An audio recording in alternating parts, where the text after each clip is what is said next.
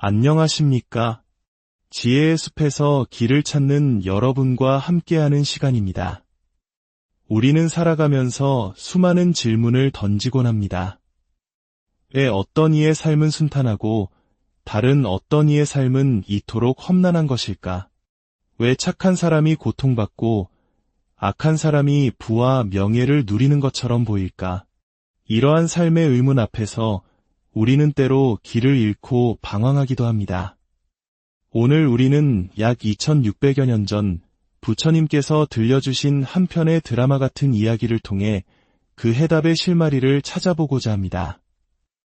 이 이야기는 단지 오래된 경전 속의 기록이 아니라 오늘을 살아가는 우리의 삶을 비추는 거울이 될 것입니다. 인연과 업보라는 거대한 법칙이 어떻게 한 개인의 삶, 나아가 여러 생에 걸쳐 우리를 이끌어가는지를 깊이 있게 탐색해 보겠습니다. 본격적인 이야기에 앞서 잠시 여러분의 마음을 청하고자 합니다. 이 지혜의 이야기가 여러분의 마음에 평화와 위안을 가져다 주기를 바랍니다. 더 많은 분들이 이 가르침의 향기를 함께 나눌 수 있도록 이 채널의 구독과 좋아요로 여러분의 선한 마음을 보태주신다면 그것 또한 세상을 밝히는 귀한 공덕이 될 것입니다. 여러분의 작은 손길 하나하나가 보이지 않는 곳에서 선한 인연의 씨앗이 됨을 기억해 주십시오. 자, 이제 시간의 강을 거슬러 올라가 진리를 향한 열망으로 가득 찼던 한 여인의 이야기로 들어가 보겠습니다. 부처님께서 살아계시던 시절 세속의 욕망이나 쾌락에는 전혀 관심이 없고 오직 깨달음을 얻고자 하는 열정으로 불타오르던 아름다운 아가씨가 있었습니다. 그녀의 유일한 소원은 머리를 깎고 출가하여 부처님의 제자가 되는 것이었습니다.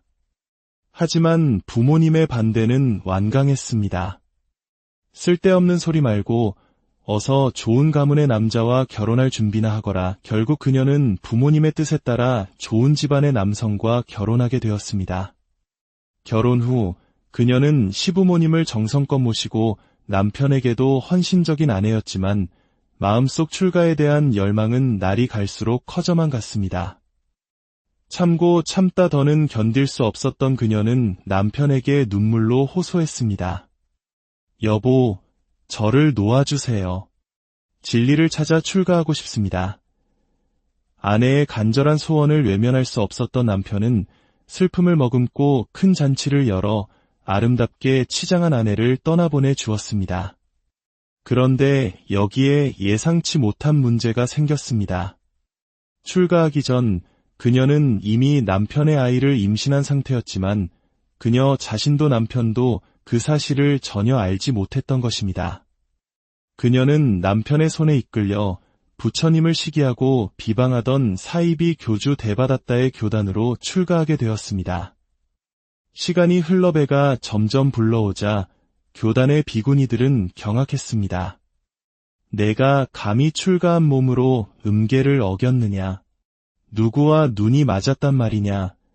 그녀는 눈물을 흘리며 억울함을 호소했습니다. 결코 그런 일이 없습니다. 저는 출가한 이후로 어떤 남자와도 만난 적이 없습니다. 이것은 오해입니다. 하지만 명예가 추락할 것을 두려워한 대바다타는 전후 사정을 알아보려 하지도 않고 당장 그녀를 내쫓으라고 명령했습니다. 쫓겨나게 된 비구니는 울부짖으며 마지막 소원을 말했습니다. 저는 원래 부처님의 제자가 되고 싶었습니다. 남편 때문에 어쩔 수 없이 이곳으로 온 것입니다. 저를 내쫓으시려거든 부디 부처님께 데려다 주십시오. 먼 길을 걸어 마침내 부처님 앞에 선 비구니. 모든 것을 꿰뚫어 보시는 부처님께서는 그녀의 결백함을 이미 알고 계셨습니다. 하지만 혹시라도 생길지 모를 흉흉한 소문을 막기 위해 부처님께서는 지혜로운 방법을 쓰셨습니다. 왕을 비롯한 수많은 신도들이 모인 공개적인 자리에서 계율을 가장 잘하는 우빨리 존자를 부르셨습니다. 그리고 아이를 많이 낳고 길러본 경험이 풍부하여 임신에 대해 가장 잘하는 여성신도 이사카를 불러 그녀의 몸을 검사하게 했습니다. 커튼 뒤에서 비구니의 몸을 자세히 살핀 위사카가 나와 보고했습니다. 제가 살펴본 바로는 이 비구니는 출가하기 몇 개월 전에 이미 임신한 몸입니다. 부처님께서는 그녀가 출가한 날짜와 위사카의 진단을 비교하여 계산해 보셨고 마침내 모든 대중 앞에서 선언하셨습니다. 이 비구니는 출가하기 전에 아이를 가졌으므로 계율을 어기지 않았다. 아무런 혐의가 없으니 나의 제자로서 이곳에서 수행하는 것을 허락한다. 그렇게 부처님의 제자로 받아들여진 비구니는 사원에서 아들을 낳았습니다. 떡두꺼비 같은 아들이었습니다. 어느 날 사원 근처를 지나가던 왕이 비구니 사원에서 아기 울음소리가 들리는 것을 이상하게 여겼습니다. 자초지종을 전해 들은 왕은 깊은 연민을 느끼며 말했습니다. 수행하는 공간에서 아이를 키우는 것은 마땅치 않으니 내가 그 아이를 양자로 사마궁에서 기르겠다. 그렇게 아이는 하루아침에 왕자가 되었습니다. 인생은 참으로 신기한 타이밍의 연속입니다. 아이는 궁궐에서 공주들의 보살핌을 받으며 무럭무럭 자라 7살이 되었습니다.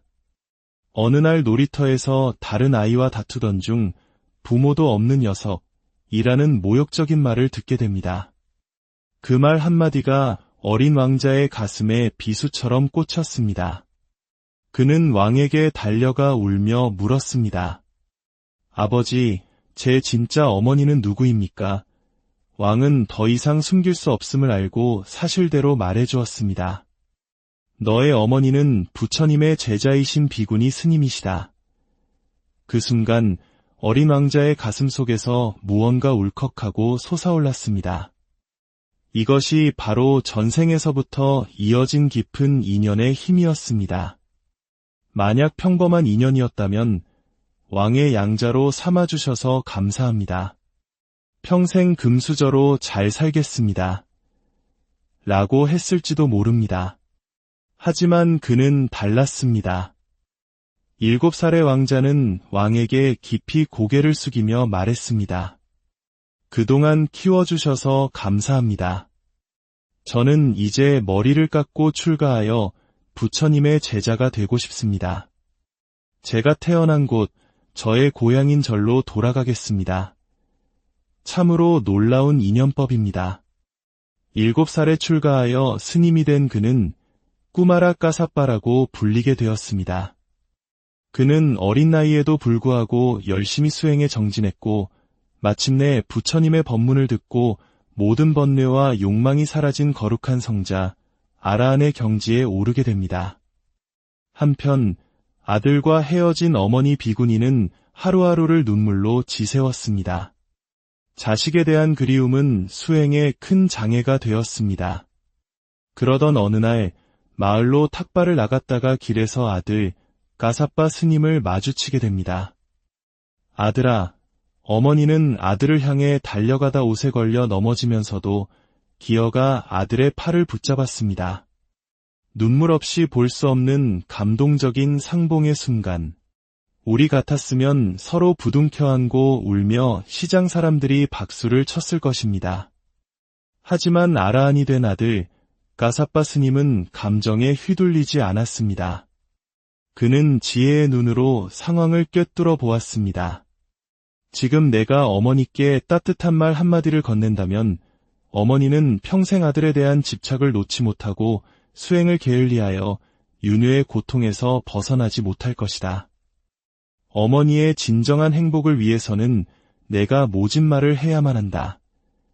그는 자신을 붙잡은 어머니를 차갑게 바라보며 말했습니다.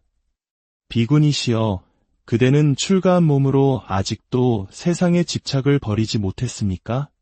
이게 무슨 꼴입니까? 정신을 차리십시오. 아들의 모진 말에 어머니는 엄청난 충격을 받았습니다. 내가 이런 자식을 낳고 그동안 그리워하며 눈물로 세월을 보냈단 말인가. 그 순간 아들에 대한 정이 뚝 떨어져 나갔습니다. 그녀는 그날 이후로 아들 생각을 깨끗이 지워버리고 오직 수행에만 매진했습니다. 그리고 마침내 그녀 또한 모든 번뇌에서 벗어난 아라한이 되었습니다. 아들과 어머니가 모두 위대한 성자가 된 것입니다. 이야기가 널리 퍼지자 다른 스님들이 부처님께 여쭈었습니다. 부처님, 만약 저 모자가 사악한 대받았다 밑에 계속 머물렀다면 둘 다 아라한이 될 수 있었겠습니까? 위대하신 부처님을 의지처로 삼았기에 이와 같은 기적이 일어난 것이 아니겠습니까? 그러자 부처님께서 미소를 지으시며 말씀하셨습니다. 저 모자가 나를 의지한 것은 비단 이번 생뿐만이 아니다. 아주 머나먼 과거 전생에도 저 둘은 나를 의지하여 목숨을 구한 적이 있었다. 부처님께서는 아득한 과거의 이야기를 들려주셨습니다. 먼 과거, 어느 숲에 두 무리의 사슴떼가 살고 있었다. 한 무리를 이끄는 지혜롭고 자비로운 사슴왕의 이름은 니그로다였고 다른 무리를 이끄는 사슴왕의 이름은 사카였다. 그 나라의 왕은 사슴 사냥을 무척이나 즐겨 매일 한 마리씩 사슴을 바치라는 잔인한 약속을 받아냈다. 어느 날 사카 왕의 무리에 속한 암사슴 한 마리가 제물로 바쳐질 차례가 되었다. 그런데 그 암사슴은 뱃속에 새끼를 베고 있었다. 암사슴은 눈물로 호소했다. 왕이시여, 제발 새끼를 낳을 때까지만 순서를 미루어 주십시오. 하지만 사카왕은 냉정하게 거절했다. 안 된다. 순서를 바꿀 수는 없다. 절망에 빠진 암사슴은 옆 무리의 니그로다 왕에게 찾아가 사정했다. 암사슴을 가엾게 여긴 니그로다 왕은 자신의 무리에게 대신 갈 사슴이 있는지 물었지만 아무도 나서지 않았다. 그러자 니그로다 왕은 결심했다. 그렇다면 내가 대신 가겠다. 사슴왕이 직접 도살장에 나타나자 이 소식은 곧바로 왕의 귀에 들어갔다. 왕은 깜짝 놀라 도살장으로 달려와 물었다. 사슴의 왕인 내가 어찌하여 직접 왔느냐? 니그로다 왕은 새끼를 벤 암사슴의 이야기를 들려주었다. 그 이야기를 들은 인간의 왕은 큰 충격과 부끄러움을 느꼈다. 한낱 짐승의 왕조차 자신의 백성을 위해 목숨을 내놓는데 인간의 왕인 나는 매일같이 살아있는 생명을 죽이지 못해 안달이었구나. 왕은 그 자리에서 맹세했다. 오늘부로 나는 다시는 사슴을 사냥하지도 그 고기를 먹지도 않겠다. 나를 용서해다오. 부처님께서는 이야기를 마치고 말씀하셨다. 그때 새끼를 벤 암사슴이 바로 이번 생의 어머니 비군이요. 그 뱃속의 새끼 사슴이 바로 아들 꾸마라 까사빠 스님이다. 냉정하게 거절했던 사카사슴왕은 바로 대받았다이며 자신의 목숨을 바쳐 그들을 구했던 니그로다 사슴왕이 바로 나 열애인이라. 여러분, 이 이야기 속에서 우리는 무엇을 발견할 수 있습니까? 우리가 지금 만나는 모든 인연은 결코 우연이 아닙니다. 좋은 인연이든 나쁜 인연이든 모두 과거 전생에서부터 알게 모르게 이어져 내려온 거대한 인연의 그물인 것입니다.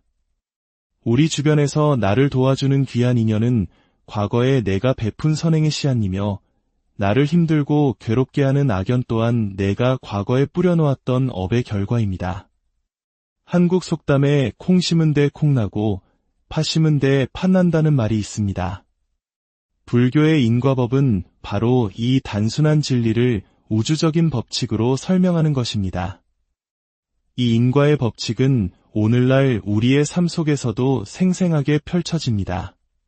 어떤 분은 깊은 산 속에서 길을 잃었을 때 호련히 나타난 낯선 이의 도움으로 무사히 내려왔다고 합니다. 또 어떤 분은 아찔한 절벽에서 떨어지는 순간 관세음보살을 부르는 그 한 생각에 수많은 바위 틈 사이 푹신한 흙더미 위로 떨어져 기적적으로 목숨을 구했다고 합니다. 이러한 기적 같은 경험들은 결코 우연이 아닙니다.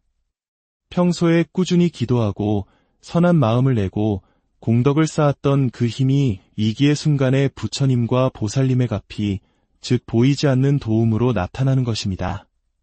하지만 기억해야 할 것이 있습니다. 기도를 열심히 하고 선행을 쌓아도 때로는 나쁜 일이 닥칠 수 있습니다. 과거에 지은 무거운 빚이 남아있기 때문입니다. 그럴 때 우리는 흔들리지 말아야 합니다. 내가 이렇게 열심히 기도했는데 왜 이런 일이 생기는가 하며 부처님을 원망해서는 안 됩니다. 그것은 오히려 더 큰 빚을 갚아나가는 과정이며 크게 받을 업보를 작게 받고 넘어가는 소중한 업장 소멸의 기회임을 알아야 합니다. 결국 우리의 삶을 행복으로 이끄는 열쇠는 다른 누구도 아닌 바로 우리 자신에게 있습니다. 내가 짓는 생각, 내가 하는 말, 내가 하는 행동 하나하나가 모여 나의 미래를 만들어갑니다. 여러분, 진정으로 행복해지고 싶으십니까? 그렇다면 복을 지으십시오. 선한 업을 쌓으십시오. 공덕을 지으십시오. 그 복과 선업과 공덕의 힘이야말로 어떠한 고난의 파도가 밀려와도 결코 흔들리지 않는 튼튼한 반석이 되어 우리를 진정한 행복과 평화의 길로 이끌어 줄 것입니다. 부디 오늘 들으신 이 이야기들이 여러분의 삶의 지혜의 등불이 되기를, 그리하여 매 순간 선한 인연을 심고 행복의 열매를 거두시기를 진심으로 기원합니다. 지금까지 함께해 주셔서 안녕하십니까?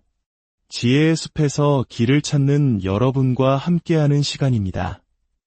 우리는 살아가면서 수많은 질문을 던지곤 합니다. 왜 어떤 이의 삶은 순탄하고 다른 어떤 이의 삶은 이토록 험난한 것일까? 왜 착한 사람이 고통받고 악한 사람이 부와 명예를 누리는 것처럼 보일까? 이러한 삶의 의문 앞에서 우리는 때로 길을 잃고 방황하기도 합니다. 오늘 우리는 약 2600여 년 전 부처님께서 들려주신 한 편의 드라마 같은 이야기를 통해 그 해답의 실마리를 찾아보고자 합니다. 이 이야기는 단지 오래된 경전 속의 기록이 아니라 오늘을 살아가는 우리의 삶을 비추는 거울이 될 것입니다. 인연과 업보라는 거대한 법칙이 어떻게 한 개인의 삶, 나아가 여러 생에 걸쳐 우리를 이끌어가는지를 깊이 있게 탐색해 보겠습니다. 본격적인 이야기에 앞서 잠시 여러분의 마음을 청하고자 합니다. 이 지혜의 이야기가 여러분의 마음에 평화와 위안을 가져다 주기를 바랍니다. 더 많은 분들이 이 가르침의 향기를 함께 나눌 수 있도록 이 채널의 구독과 좋아요로 여러분의 선한 마음을 보태주신다면 그것 또한 세상을 밝히는 귀한 공덕이 될 것입니다. 여러분의 작은 손길 하나하나가 보이지 않는 곳에서 선한 인연의 씨앗이 됨을 기억해 주십시오. 자, 이제 시간의 강을 거슬러 올라가 진리를 향한 열망으로 가득 찼던 한 여인의 이야기로 들어가 보겠습니다. 부처님께서 살아계시던 시절 세속의 욕망이나 쾌락에는 전혀 관심이 없고 오직 깨달음을 얻고자 하는 열정으로 불타오르던 아름다운 아가씨가 있었습니다. 그녀의 유일한 소원은 머리를 깎고 출가하여 부처님의 제자가 되는 것이었습니다. 하지만 부모님의 반대는 완강했습니다. 쓸데없는 소리 말고 어서 좋은 가문의 남자와 결혼할 준비나 하거라. 결국 그녀는 부모님의 뜻에 따라 좋은 집안의 남성과 결혼하게 되었습니다. 결혼 후 그녀는 시부모님을 정성껏 모시고 남편에게도 헌신적인 아내였지만 마음속 출가에 대한 열망은 날이 갈수록 커져만 갔습니다. 참고 참다 더는 견딜 수 없었던 그녀는 남편에게 눈물로 호소했습니다. 여보, 저를 놓아주세요. 진리를 찾아 출가하고 싶습니다. 아내의 간절한 소원을 외면할 수 없었던 남편은 슬픔을 머금고 큰 잔치를 열어 아름답게 치장한 아내를 떠나보내 주었습니다. 그런데 여기에 예상치 못한 문제가 생겼습니다. 출가하기 전 그녀는 이미 남편의 아이를 임신한 상태였지만 그녀 자신도 남편도 그 사실을 전혀 알지 못했던 것입니다. 그녀는 남편의 손에 이끌려 부처님을 시기하고 비방하던 사이비 교주 대바다타의 교단으로 출가하게 되었습니다. 시간이 흘러배가 점점 불러오자 교단의 비구니들은 경악했습니다. 내가 감히 출가한 몸으로 음계를 어겼느냐? 누구와 눈이 맞았단 말이냐? 그녀는 눈물을 흘리며 억울함을 호소했습니다.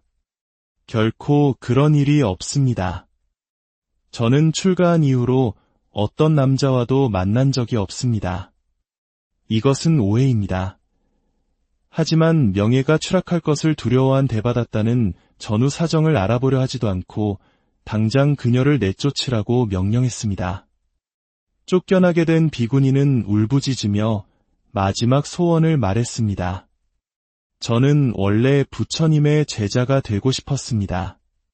남편 때문에 어쩔 수 없이 이곳으로 온 것입니다.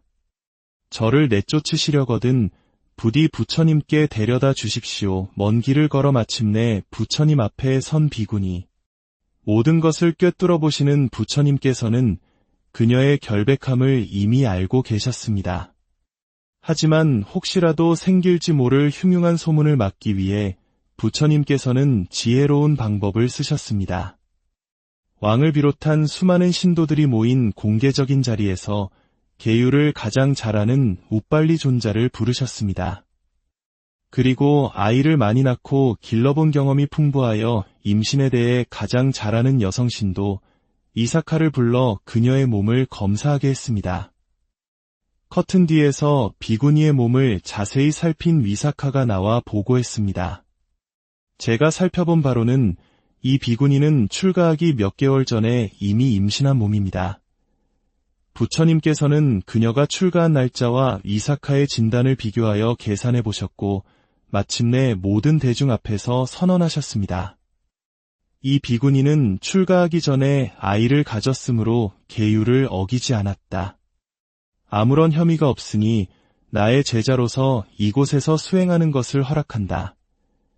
그렇게 부처님의 제자로 받아들여진 비구니는 사원에서 아들을 낳았습니다. 떡두꺼비 같은 아들이었습니다. 어느 날 사원 근처를 지나가던 왕이 비구니 사원에서 아기 울음소리가 들리는 것을 이상하게 여겼습니다. 자초지종을 전해 들은 왕은 깊은 연민을 느끼며 말했습니다. 수행하는 공간에서 아이를 키우는 것은 마땅치 않으니 내가 그 아이를 양자로 사마궁에서 기르겠다. 그렇게 아이는 하루아침에 왕자가 되었습니다. 인생은 참으로 신기한 타이밍의 연속입니다. 아이는 궁궐에서 공주들의 보살핌을 받으며 무럭무럭 자라 7살이 되었습니다. 어느 날 놀이터에서 다른 아이와 다투던 중 부모도 없는 녀석이라는 모욕적인 말을 듣게 됩니다. 그 말 한마디가 어린 왕자의 가슴에 비수처럼 꽂혔습니다. 그는 왕에게 달려가 울며 물었습니다. 아버지, 제 진짜 어머니는 누구입니까? 왕은 더 이상 숨길 수 없음을 알고 사실대로 말해주었습니다. 너의 어머니는 부처님의 제자이신 비구니 스님이시다. 그 순간 어린 왕자의 가슴 속에서 무언가 울컥하고 솟아올랐습니다. 이것이 바로 전생에서부터 이어진 깊은 인연의 힘이었습니다. 만약 평범한 인연이었다면 왕의 양자로 삼아주셔서 감사합니다. 평생 금수저로 잘 살겠습니다. 라고 했을지도 모릅니다. 하지만 그는 달랐습니다. 7살의 왕자는 왕에게 깊이 고개를 숙이며 말했습니다. 그동안 키워주셔서 감사합니다. 저는 이제 머리를 깎고 출가하여 부처님의 제자가 되고 싶습니다. 제가 태어난 곳, 저의 고향인 절로 돌아가겠습니다. 참으로 놀라운 인연법입니다. 7살에 출가하여 스님이 된 그는 꾸마라 까사빠라고 불리게 되었습니다. 그는 어린 나이에도 불구하고 열심히 수행에 정진했고 마침내 부처님의 법문을 듣고 모든 번뇌와 욕망이 사라진 거룩한 성자 아라한의 경지에 오르게 됩니다. 한편 아들과 헤어진 어머니 비구니는 하루하루를 눈물로 지새웠습니다. 자식에 대한 그리움은 수행에 큰 장애가 되었습니다. 그러던 어느 날 마을로 탁발을 나갔다가 길에서 아들 까사빠 스님을 마주치게 됩니다. 아들아, 어머니는 아들을 향해 달려가다 옷에 걸려 넘어지면서도 기어가 아들의 팔을 붙잡았습니다. 눈물 없이 볼 수 없는 감동적인 상봉의 순간. 우리 같았으면 서로 부둥켜 안고 울며 시장 사람들이 박수를 쳤을 것입니다. 하지만 아라한이 된 아들 까사빠 스님은 감정에 휘둘리지 않았습니다. 그는 지혜의 눈으로 상황을 꿰뚫어 보았습니다.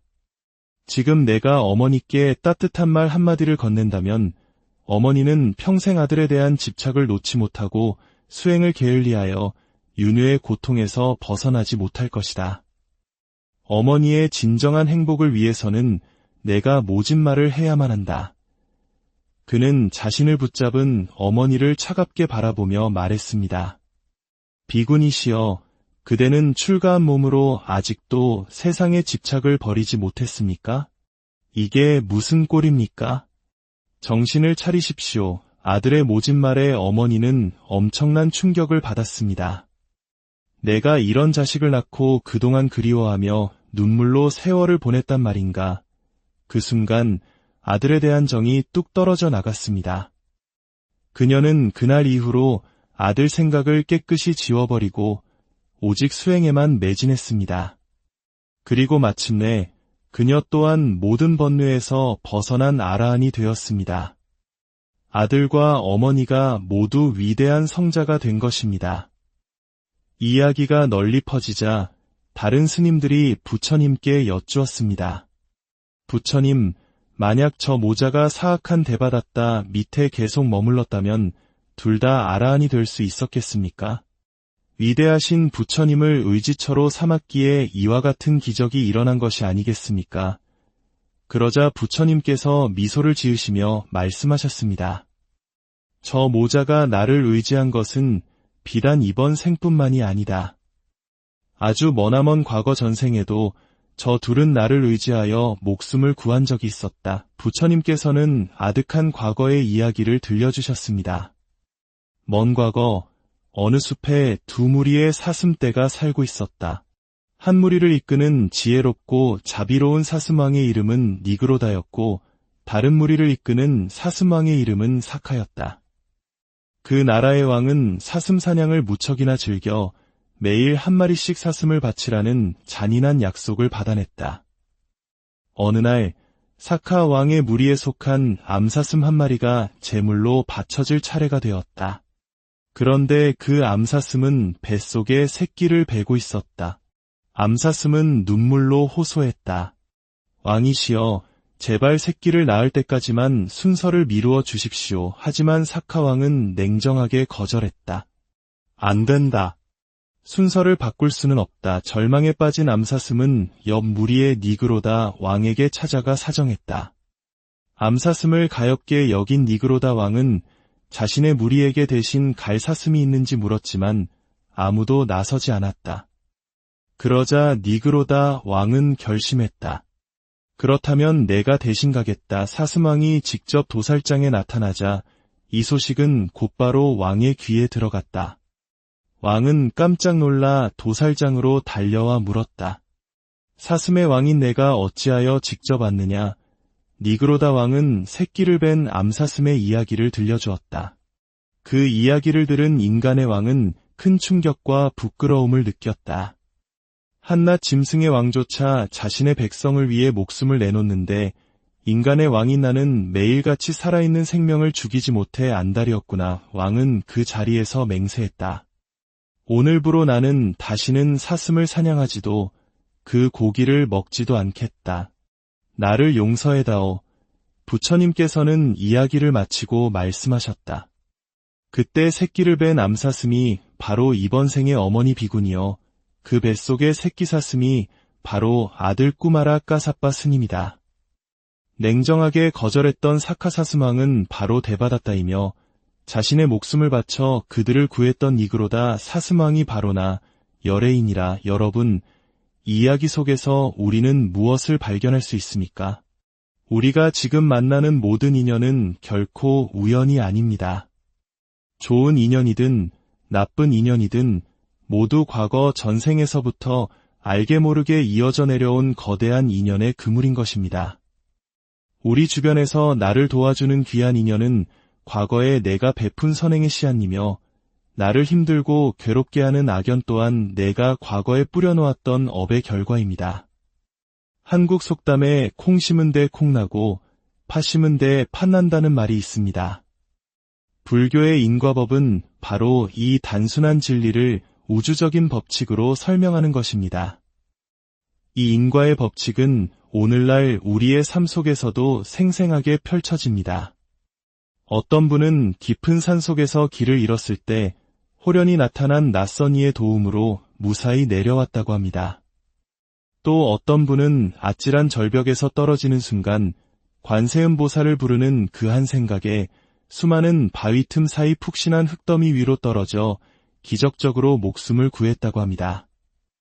이러한 기적 같은 경험들은 결코 우연이 아닙니다. 평소에 꾸준히 기도하고 선한 마음을 내고 공덕을 쌓았던 그 힘이 위기의 순간에 부처님과 보살님의 갚이, 즉 보이지 않는 도움으로 나타나는 것입니다. 하지만 기억해야 할 것이 있습니다. 기도를 열심히 하고 선행을 쌓아도 때로는 나쁜 일이 닥칠 수 있습니다. 과거에 지은 무거운 빚이 남아있기 때문입니다. 그럴 때 우리는 흔들리지 말아야 합니다. 내가 이렇게 열심히 기도했는데 이런 일이 생기는가 하며 부처님을 원망해서는 안 됩니다. 그것은 오히려 더 큰 빚을 갚아나가는 과정이며 크게 받을 업보를 작게 받고 넘어가는 소중한 업장 소멸의 기회임을 알아야 합니다. 결국 우리의 삶을 행복으로 이끄는 열쇠는 다른 누구도 아닌 바로 우리 자신에게 있습니다. 내가 짓는 생각, 내가 하는 말, 내가 하는 행동 하나하나가 모여 나의 미래를 만들어갑니다. 여러분, 진정으로 행복해지고 싶으십니까? 그렇다면 복을 지으십시오. 선한 업을 쌓으십시오. 공덕을 지으십시오. 그 복과 선업과 공덕의 힘이야말로 어떠한 고난의 파도가 밀려와도 결코 흔들리지 않는 튼튼한 반석이 되어 우리를 진정한 행복과 평화의 길로 이끌어 줄 것입니다. 부디 오늘 들으신 이 이야기들이 여러분의 삶의 지혜의 등불이 되기를, 그리하여 매 순간 선한 인연을 심고 행복의 열매를 거두시기를 진심으로 기원합니다. 지금까지 함께 해주셔서 안녕하십니까? 지혜의 숲에서 길을 찾는 여러분과 함께하는 시간입니다. 우리는 살아가면서 수많은 질문을 던지곤 합니다. 왜 어떤 이의 삶은 순탄하고 다른 어떤 이의 삶은 이토록 험난한 것일까? 왜 착한 사람이 고통받고 악한 사람이 부와 명예를 누리는 것처럼 보일까? 이러한 삶의 의문 앞에서 우리는 때로 길을 잃고 방황하기도 합니다. 오늘 우리는 약 2600여 년 전 부처님께서 들려주신 한 편의 드라마 같은 이야기를 통해 그 해답의 실마리를 찾아보고자 합니다. 이 이야기는 단지 오래된 경전 속의 기록이 아니라 오늘을 살아가는 우리의 삶을 비추는 거울이 될 것입니다. 인연과 업보라는 거대한 법칙이 어떻게 한 개인의 삶, 나아가 여러 생에 걸쳐 우리를 이끌어가는지를 깊이 있게 탐색해 보겠습니다. 본격적인 이야기에 앞서 잠시 여러분의 마음을 청하고자 합니다. 이 지혜의 이야기가 여러분의 마음에 평화와 위안을 가져다 주기를 바랍니다. 더 많은 분들이 이 가르침의 향기를 함께 나눌 수 있도록 이 채널의 구독과 좋아요로 여러분의 선한 마음을 보태주신다면 그것 또한 세상을 밝히는 귀한 공덕이 될 것입니다.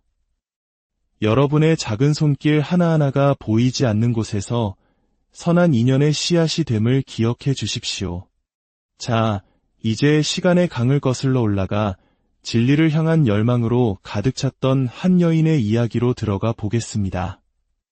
부처님께서 살아계시던 시절 세속의 욕망이나 쾌락에는 전혀 관심이 없고 오직 깨달음을 얻고자 하는 열정으로 불타오르던 아름다운 아가씨가 있었습니다. 그녀의 유일한 소원은 머리를 깎고 출가하여 부처님의 제자가 되는 것이었습니다. 하지만 부모님의 반대는 완강했습니다. 쓸데없는 소리 말고 어서 좋은 가문의 남자와 결혼할 준비나 하거라. 결국 그녀는 부모님의 뜻에 따라 좋은 집안의 남성과 결혼하게 되었습니다. 결혼 후 그녀는 시부모님을 정성껏 모시고 남편에게도 헌신적인 아내였지만 마음속 출가에 대한 열망은 날이 갈수록 커져만 갔습니다. 참고 참다 더는 견딜 수 없었던 그녀는 남편에게 눈물로 호소했습니다. 여보, 저를 놓아주세요. 진리를 찾아 출가하고 싶습니다. 아내의 간절한 소원을 외면할 수 없었던 남편은 슬픔을 머금고 큰 잔치를 열어 아름답게 치장한 아내를 떠나보내 주었습니다. 그런데 여기에 예상치 못한 문제가 생겼습니다.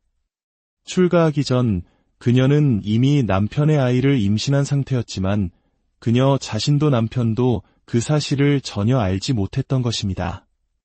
그녀는 남편의 손에 이끌려 부처님을 시기하고 비방하던 사이비 교주 대바다타의 교단으로 출가하게 되었습니다. 시간이 흘러 배가 점점 불러오자 교단의 비구니들은 경악했습니다. 내가 감히 출가한 몸으로 음계를 어겼느냐? 누구와 눈이 맞았단 말이냐? 그녀는 눈물을 흘리며 억울함을 호소했습니다. 결코 그런 일이 없습니다. 저는 출가한 이후로 어떤 남자와도 만난 적이 없습니다. 이것은 오해입니다. 하지만 명예가 추락할 것을 두려워한 대바다타는 전후 사정을 알아보려 하지도 않고 당장 그녀를 내쫓으라고 명령했습니다. 쫓겨나게 된 비구니는 울부짖으며 마지막 소원을 말했습니다. 저는 원래 부처님의 제자가 되고 싶었습니다. 남편 때문에 어쩔 수 없이 이곳으로 온 것입니다. 저를 내쫓으시려거든 부디 부처님께 데려다 주십시오. 먼 길을 걸어 마침내 부처님 앞에 선 비구니. 모든 것을 꿰뚫어 보시는 부처님께서는 그녀의 결백함을 이미 알고 계셨습니다. 하지만 혹시라도 생길지 모를 흉흉한 소문을 막기 위해 부처님께서는 지혜로운 방법을 쓰셨습니다. 왕을 비롯한 수많은 신도들이 모인 공개적인 자리에서 계율을 가장 잘하는 우빨리 존자를 부르셨습니다. 그리고 아이를 많이 낳고 길러본 경험이 풍부하여 임신에 대해 가장 잘하는 여성 신도 이사카를 불러 그녀의 몸을 검사하게 했습니다. 커튼 뒤에서 비구니의 몸을 자세히 살핀 위사카가 나와 보고했습니다. 제가 살펴본 바로는 이 비구니는 출가하기 몇 개월 전에 이미 임신한 몸입니다. 부처님께서는 그녀가 출가한 날짜와 위사카의 진단을 비교하여 계산해 보셨고 마침내 모든 대중 앞에서 선언하셨습니다. 이 비구니는 출가하기 전에 아이를 가졌으므로 계율을 어기지 않았다. 아무런 혐의가 없으니 나의 제자로서 이곳에서 수행하는 것을 허락한다. 그렇게 부처님의 제자로 받아들여진 비구니는 사원에서 아들을 낳았습니다. 떡두꺼비 같은 아들이었습니다. 어느 날 사원 근처를 지나가던 왕이 비구니 사원에서 아기 울음소리가 들리는 것을 이상하게 여겼습니다. 자초지종을 전해 들은 왕은 깊은 연민을 느끼며 말했습니다. 수행하는 공간에서 아이를 키우는 것은 마땅치 않으니 내가 그 아이를 양자로 사마궁에서 기르겠다. 그렇게 아이는 하루아침에 왕자가 되었습니다. 인생은 참으로 신기한 타이밍의 연속입니다. 아이는 궁궐에서 공주들의 보살핌을 받으며 무럭무럭 자라 7살이 되었습니다. 어느 날 놀이터에서 다른 아이와 다투던 중 부모도 없는 녀석이라는 모욕적인 말을 듣게 됩니다. 그 말 한마디가 어린 왕자의 가슴에 비수처럼 꽂혔습니다. 그는 왕에게 달려가 울며 물었습니다. 아버지, 제 진짜 어머니는 누구입니까? 왕은 더 이상 숨길 수 없음을 알고 사실대로 말해주었습니다. 너의 어머니는 부처님의 제자이신 비구니 스님이시다. 그 순간 어린 왕자의 가슴 속에서 무언가 울컥하고 솟아올랐습니다. 이것이 바로 전생에서부터 이어진 깊은 인연의 힘이었습니다. 만약 평범한 인연이었다면 왕의 양자로 삼아주셔서 감사합니다. 평생 금수저로 잘 살겠습니다. 라고 했을지도 모릅니다. 하지만 그는 달랐습니다. 7살의 왕자는 왕에게 깊이 고개를 숙이며 말했습니다. 그동안 키워주셔서 감사합니다. 저는 이제 머리를 깎고 출가하여 부처님의 제자가 되고 싶습니다. 제가 태어난 곳, 저의 고향인 절로 돌아가겠습니다. 참으로 놀라운 인연법입니다. 7살에 출가하여 스님이 된 그는 꾸마라 까사빠라고 불리게 되었습니다. 그는 어린 나이에도 불구하고 열심히 수행에 정진했고 마침내 부처님의 법문을 듣고 모든 번뇌와 욕망이 사라진 거룩한 성자 아라한의 경지에 오르게 됩니다. 한편 아들과 헤어진 어머니 비구니는 하루하루를 눈물로 지새웠습니다. 자식에 대한 그리움은 수행에 큰 장애가 되었습니다. 그러던 어느 날 마을로 탁발을 나갔다가 길에서 아들 까사빠 스님을 마주치게 됩니다. 아들아, 어머니는 아들을 향해 달려가다 옷에 걸려 넘어지면서도 기어가 아들의 팔을 붙잡았습니다. 눈물 없이 볼 수 없는 감동적인 상봉의 순간. 우리 같았으면 서로 부둥켜 안고 울며 시장 사람들이 박수를 쳤을 것입니다. 하지만 아라한이 된 아들 까사빠 스님은 감정에 휘둘리지 않았습니다. 그는 지혜의 눈으로 상황을 꿰뚫어 보았습니다. 지금 내가 어머니께 따뜻한 말 한마디를 건넨다면 어머니는 평생 아들에 대한 집착을 놓지 못하고 수행을 게을리하여 윤회의 고통에서 벗어나지 못할 것이다. 어머니의 진정한 행복을 위해서는 내가 모진 말을 해야만 한다. 그는 자신을 붙잡은 어머니를 차갑게 바라보며 말했습니다. 비구니시여, 그대는 출가한 몸으로 아직도 세상의 집착을 버리지 못했습니까? 이게 무슨 꼴입니까? 정신을 차리십시오. 아들의 모진 말에 어머니는 엄청난 충격을 받았습니다. 내가 이런 자식을 낳고 그동안 그리워하며 눈물로 세월을 보냈단 말인가. 그 순간 아들에 대한 정이 뚝 떨어져 나갔습니다. 그녀는 그날 이후로 아들 생각을 깨끗이 지워버리고 오직 수행에만 매진했습니다. 그리고 마침내 그녀 또한 모든 번뇌에서 벗어난 아라한이 되었습니다. 아들과 어머니가 모두 위대한 성자가 된 것입니다. 이야기가 널리 퍼지자 다른 스님들이 부처님께 여쭈었습니다. 부처님, 만약 저 모자가 사악한 대받았다 밑에 계속 머물렀다면 둘 다 아라한이 될 수 있었겠습니까? 위대하신 부처님을 의지처로 삼았기에 이와 같은 기적이 일어난 것이 아니겠습니까? 그러자 부처님께서 미소를 지으시며 말씀하셨습니다. 저 모자가 나를 의지한 것은 비단 이번 생뿐만이 아니다. 아주 머나먼 과거 전생에도 저 둘은 나를 의지하여 목숨을 구한 적이 있었다. 부처님께서는 아득한 과거의 이야기를 들려주셨습니다. 먼 과거, 어느 숲에 두 무리의 사슴떼가 살고 있었다. 한 무리를 이끄는 지혜롭고 자비로운 사슴왕의 이름은 니그로다였고 다른 무리를 이끄는 사슴왕의 이름은 사카였다. 그 나라의 왕은 사슴 사냥을 무척이나 즐겨 매일 한 마리씩 사슴을 바치라는 잔인한 약속을 받아냈다. 어느 날 사카 왕의 무리에 속한 암사슴 한 마리가 제물로 바쳐질 차례가 되었다. 그런데 그 암사슴은 뱃속에 새끼를 베고 있었다. 암사슴은 눈물로 호소했다. 왕이시여, 제발 새끼를 낳을 때까지만 순서를 미루어 주십시오. 하지만 사카왕은 냉정하게 거절했다. 안 된다. 순서를 바꿀 수는 없다. 절망에 빠진 암사슴은 옆 무리의 니그로다 왕에게 찾아가 사정했다. 암사슴을 가엾게 여긴 니그로다 왕은 자신의 무리에게 대신 갈 사슴이 있는지 물었지만 아무도 나서지 않았다. 그러자 니그로다 왕은 결심했다. 그렇다면 내가 대신 가겠다. 사슴왕이 직접 도살장에 나타나자 이 소식은 곧바로 왕의 귀에 들어갔다. 왕은 깜짝 놀라 도살장으로 달려와 물었다. 사슴의 왕인 내가 어찌하여 직접 왔느냐. 니그로다 왕은 새끼를 뺀 암사슴의 이야기를 들려주었다. 그 이야기를 들은 인간의 왕은 큰 충격과 부끄러움을 느꼈다. 한낱 짐승의 왕조차 자신의 백성을 위해 목숨을 내놓는데 인간의 왕인 나는 매일같이 살아있는 생명을 죽이지 못해 안달이었구나. 왕은 그 자리에서 맹세했다. 오늘부로 나는 다시는 사슴을 사냥하지도 그 고기를 먹지도 않겠다. 나를 용서해다오. 부처님께서는 이야기를 마치고 말씀하셨다. 그때 새끼를 뺀 암사슴이 바로 이번 생의 어머니 비군이요.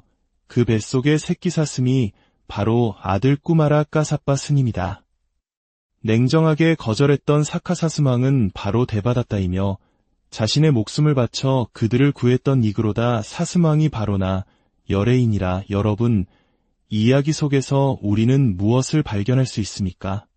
우리가 지금 만나는 모든 인연은 결코 우연이 아닙니다. 좋은 인연이든 나쁜 인연이든 모두 과거 전생에서부터 알게 모르게 이어져 내려온 거대한 인연의 그물인 것입니다. 우리 주변에서 나를 도와주는 귀한 인연은 과거에 내가 베푼 선행의 씨앗이며 나를 힘들고 괴롭게 하는 악연 또한 내가 과거에 뿌려놓았던 업의 결과입니다. 한국 속담에 콩 심은 데 콩나고 팥 심은 데 팥난다는 말이 있습니다. 불교의 인과법은 바로 이 단순한 진리를 우주적인 법칙으로 설명하는 것입니다. 이 인과의 법칙은 오늘날 우리의 삶 속에서도 생생하게 펼쳐집니다. 어떤 분은 깊은 산 속에서 길을 잃었을 때 호련히 나타난 낯선 이의 도움으로 무사히 내려왔다고 합니다. 또 어떤 분은 아찔한 절벽에서 떨어지는 순간 관세음보살을 부르는 그 한 생각에 수많은 바위 틈 사이 푹신한 흙더미 위로 떨어져 기적적으로 목숨을 구했다고 합니다. 이러한 기적 같은 경험들은 결코 우연이 아닙니다. 평소에 꾸준히 기도하고 선한 마음을 내고 공덕을 쌓았던 그 힘이 위기의 순간에 부처님과 보살님의 갚이, 즉 보이지 않는 도움으로 나타나는 것입니다. 하지만 기억해야 할 것이 있습니다. 기도를 열심히 하고 선행을 쌓아도 때로는 나쁜 일이 닥칠 수 있습니다. 과거에 지은 무거운 빚이 남아있기 때문입니다. 그럴 때 우리는 흔들리지 말아야 합니다. 내가 이렇게 열심히 기도했는데 이런 일이 생기는가 하며 부처님을 원망해서는 안 됩니다.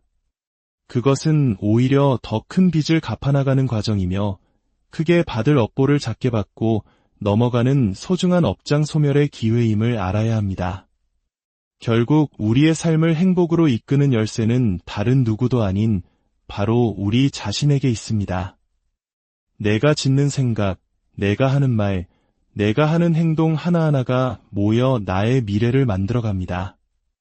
여러분, 진정으로 행복해지고 싶으십니까? 그렇다면 복을 지으십시오. 선한 업을 쌓으십시오. 공덕을 지으십시오. 그 복과 선업과 공덕의 힘이야말로 어떠한 고난의 파도가 밀려와도 결코 흔들리지 않는 튼튼한 반석이 되어 우리를 진정한 행복과 평화의 길로 이끌어 줄 것입니다. 부디 오늘 들으신 이 이야기들이 여러분의 삶의 지혜의 등불이 되기를, 그리하여 매 순간 선한 인연을 심고 행복의 열매를 거두시기를 진심으로 기원합니다. 지금까지 함께해 주셔서 안녕하십니까? 지혜의 숲에서 길을 찾는 여러분과 함께하는 시간입니다. 우리는 살아가면서 수많은 질문을 던지곤 합니다. 왜 어떤 이의 삶은 순탄하고 다른 어떤 이의 삶은 이토록 험난한 것일까? 왜 착한 사람이 고통받고 악한 사람이 부와 명예를 누리는 것처럼 보일까? 이러한 삶의 의문 앞에서 우리는 때로 길을 잃고 방황하기도 합니다. 오늘 우리는 약 2600여 년 전 부처님께서 들려주신 한 편의 드라마 같은 이야기를 통해 그 해답의 실마리를 찾아보고자 합니다. 이 이야기는 단지 오래된 경전 속의 기록이 아니라 오늘을 살아가는 우리의 삶을 비추는 거울이 될 것입니다. 인연과 업보라는 거대한 법칙이 어떻게 한 개인의 삶, 나아가 여러 생에 걸쳐 우리를 이끌어가는지를 깊이 있게 탐색해 보겠습니다. 본격적인 이야기에 앞서 잠시 여러분의 마음을 청하고자 합니다. 이 지혜의 이야기가 여러분의 마음에 평화와 위안을 가져다 주기를 바랍니다. 더 많은 분들이 이 가르침의 향기를 함께 나눌 수 있도록 이 채널의 구독과 좋아요로 여러분의 선한 마음을 보태주신다면 그것 또한 세상을 밝히는 귀한 공덕이 될 것입니다. 여러분의 작은 손길 하나하나가 보이지 않는 곳에서 선한 인연의 씨앗이 됨을 기억해 주십시오. 자, 이제 시간의 강을 거슬러 올라가 진리를 향한 열망으로 가득 찼던 한 여인의 이야기로 들어가 보겠습니다. 부처님께서 살아계시던 시절 세속의 욕망이나 쾌락에는 전혀 관심이 없고 오직 깨달음을 얻고자 하는 열정으로 불타오르던 아름다운 아가씨가 있었습니다. 그녀의 유일한 소원은 머리를 깎고 출가하여 부처님의 제자가 되는 것이었습니다. 하지만 부모님의 반대는 완강했습니다. 쓸데없는 소리 말고 어서 좋은 가문의 남자와 결혼할 준비나 하거라. 결국 그녀는 부모님의 뜻에 따라 좋은 집안의 남성과 결혼하게 되었습니다. 결혼 후 그녀는 시부모님을 정성껏 모시고 남편에게도 헌신적인 아내였지만 마음속 출가에 대한 열망은 날이 갈수록 커져만 갔습니다. 참고 참다 더는 견딜 수 없었던 그녀는 남편에게 눈물로 호소했습니다. 여보, 저를 놓아주세요. 진리를 찾아 출가하고 싶습니다. 아내의 간절한 소원을 외면할 수 없었던 남편은 슬픔을 머금고 큰 잔치를 열어 아름답게 치장한 아내를 떠나보내 주었습니다. 그런데 여기에 예상치 못한 문제가 생겼습니다. 출가하기 전 그녀는 이미 남편의 아이를 임신한 상태였지만 그녀 자신도 남편도 그 사실을 전혀 알지 못했던 것입니다. 그녀는 남편의 손에 이끌려 부처님을 시기하고 비방하던 사이비 교주 대바다타의 교단으로 출가하게 되었습니다. 시간이 흘러배가 점점 불러오자 교단의 비구니들은 경악했습니다. 내가 감히 출가한 몸으로 음계를 어겼느냐? 누구와 눈이 맞았단 말이냐? 그녀는 눈물을 흘리며 억울함을 호소했습니다. 결코 그런 일이 없습니다. 저는 출가한 이후로 어떤 남자와도 만난 적이 없습니다. 이것은 오해입니다. 하지만 명예가 추락할 것을 두려워한 대바다타는 전후 사정을 알아보려 하지도 않고 당장 그녀를 내쫓으라고 명령했습니다. 쫓겨나게 된 비구니는 울부짖으며 마지막 소원을 말했습니다. 저는 원래 부처님의 제자가 되고 싶었습니다. 남편 때문에 어쩔 수 없이 이곳으로 온 것입니다. 저를 내쫓으시려거든 부디 부처님께 데려다 주십시오. 먼 길을 걸어 마침내 부처님 앞에 선 비구니. 모든 것을 꿰뚫어 보시는 부처님께서는 그녀의 결백함을 이미 알고 계셨습니다. 하지만 혹시라도 생길지 모를 흉흉한 소문을 막기 위해 부처님께서는 지혜로운 방법을 쓰셨습니다. 왕을 비롯한 수많은 신도들이 모인 공개적인 자리에서 계율을 가장 잘하는 우빨리 존자를 부르셨습니다. 그리고 아이를 많이 낳고 길러본 경험이 풍부하여 임신에 대해 가장 잘하는 여성신도 이사카를 불러 그녀의 몸을 검사하게 했습니다. 커튼 뒤에서 비구니의 몸을 자세히 살핀 위사카가 나와 보고했습니다. 제가 살펴본 바로는 이 비구니는 출가하기 몇 개월 전에 이미 임신한 몸입니다. 부처님께서는 그녀가 출가한 날짜와 이사카의 진단을 비교하여 계산해 보셨고 마침내 모든 대중 앞에서 선언하셨습니다. 이 비구니는 출가하기 전에 아이를 가졌으므로 계율을 어기지 않았다. 아무런 혐의가 없으니 나의 제자로서 이곳에서 수행하는 것을 허락한다. 그렇게 부처님의 제자로 받아들여진 비구니는 사원에서 아들을 낳았습니다. 떡두꺼비 같은 아들이었습니다. 어느 날 사원 근처를 지나가던 왕이 비구니 사원에서 아기 울음소리가 들리는 것을 이상하게 여겼습니다. 자초지종을 전해 들은 왕은 깊은 연민을 느끼며 말했습니다. 수행하는 공간에서 아이를 키우는 것은 마땅치 않으니 내가 그 아이를 양자로 사마궁에서 기르겠다. 그렇게 아이는 하루아침에 왕자가 되었습니다. 인생은 참으로 신기한 타이밍의 연속입니다. 아이는 궁궐에서 공주들의 보살핌을 받으며 무럭무럭 자라 7살이 되었습니다. 어느 날 놀이터에서 다른 아이와 다투던 중 부모도 없는 녀석이라는 모욕적인 말을 듣게 됩니다. 그 말 한마디가 어린 왕자의 가슴에 비수처럼 꽂혔습니다. 그는 왕에게 달려가 울며 물었습니다. 아버지, 제 진짜 어머니는 누구입니까? 왕은 더 이상 숨길 수 없음을 알고 사실대로 말해주었습니다. 너의 어머니는 부처님의 제자이신 비구니 스님이시다. 그 순간 어린 왕자의 가슴 속에서 무언가 울컥하고 솟아올랐습니다. 이것이 바로 전생에서부터 이어진 깊은 인연의 힘이었습니다. 만약 평범한 인연이었다면 왕의 양자로 삼아주셔서 감사합니다. 평생 금수저로 잘 살겠습니다. 라고 했을지도 모릅니다. 하지만 그는 달랐습니다. 7살의 왕자는 왕에게 깊이 고개를 숙이며 말했습니다. 그동안 키워주셔서 감사합니다. 저는 이제 머리를 깎고 출가하여 부처님의 제자가 되고 싶습니다. 제가 태어난 곳, 저의 고향인 절로 돌아가겠습니다. 참으로 놀라운 인연법입니다. 7살에 출가하여 스님이 된 그는 꾸마라 까사빠라고 불리게 되었습니다. 그는 어린 나이에도 불구하고 열심히 수행에 정진했고 마침내 부처님의 법문을 듣고 모든 번뇌와 욕망이 사라진 거룩한 성자 아라한의 경지에 오르게 됩니다. 한편 아들과 헤어진 어머니 비구니는 하루하루를 눈물로 지새웠습니다. 자식에 대한 그리움은 수행에 큰 장애가 되었습니다. 그러던 어느 날 마을로 탁발을 나갔다가 길에서 아들 까사빠 스님을 마주치게 됩니다. 아들아, 어머니는 아들을 향해 달려가다 옷에 걸려 넘어지면서도 기어가 아들의 팔을 붙잡았습니다. 눈물 없이 볼 수 없는 감동적인 상봉의 순간.